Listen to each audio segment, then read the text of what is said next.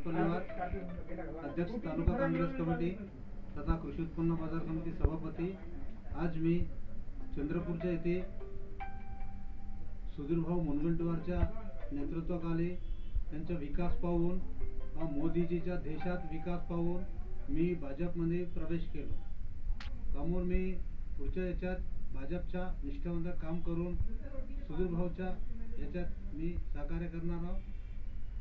मी भाजपच्या सोबत राहणार आहोत। तुमच्या सोबत कोण कोण भाजपात आज प्रवेश केलेला आहे?